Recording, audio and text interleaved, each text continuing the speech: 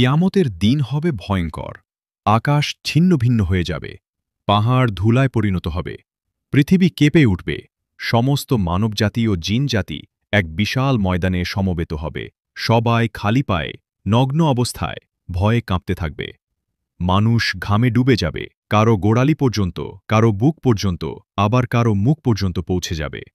সেদিন প্রত্যেককে দেওয়া হবে তার আমলনামা। যে ডান হাতে পাবে সে সফল ও মুক্তিপ্রাপ্ত, আর যে বাম হাতে বা পেছন দিক থেকে পাবে সে ধ্বংসপ্রাপ্ত। আল্লাহর মহান মিয়ান বা তুলাদণ্ডে প্রতিটি সৎকর্ম ও মন্দকর্ম ওজন করা হবে। সামান্যতম ভালো কাজও বৃথা যাবে না, আবার সামান্যতম মন্দ কাজও আড়াল থাকবে না। এরপর সবাইকে পার হতে হবে জাহান্নামের উপর টানা সরু এক সেতু, যাকে বলা হয় সিরাত। এটি চুলের চেয়েও সরু, তলোয়ারের চেয়েও ধারালো। মুমিনরা সহজে পার হবে, কেউ বজ্রপাতের মতো দ্রুত, কেউ দৌড়ে, কেউ হামাগুড়ি দিয়ে। আর গুনাগাররা সেই সেতু থেকে পড়ে যাবে জাহান্নামের গভীরে।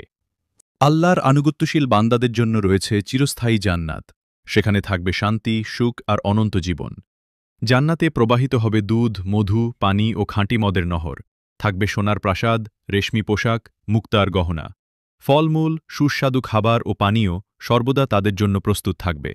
জান্নাতীরা পবিত্র সঙ্গী ও নেককার সাথীদের সাথে মিলিত হবে, আর সবচেয়ে বড় নিয়ামত হবে আল্লাহর সাক্ষাৎ ও তার সন্তুষ্টি।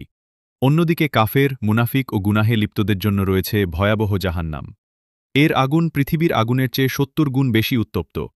জাহান্নামীরা থাকবে শিকল ও লোহার শৃঙ্খলে বাঁধা। তাদের পানীয় হবে ফুটন্ত পানি ও পুঞ্জ, চামড়া পুড়ে গেলে আবার নতুন চামড়া দেওয়া হবে, যেন শাস্তি চিরস্থায়ী হয়। এটি হবে হতাশা, অন্ধকার আর অনন্ত যন্ত্রণার স্থান। প্রিয় ভাই ও বোনেরা, সেদিন আল্লাহ প্রত্যেককে তার আমল অনুযায়ী বিচার করবেন। যার আমল ভালো সে জান্নাতের অধিবাসী হবে, আর যার আমল খারাপ সে জাহান্নামের শাস্তি ভোগ করবে।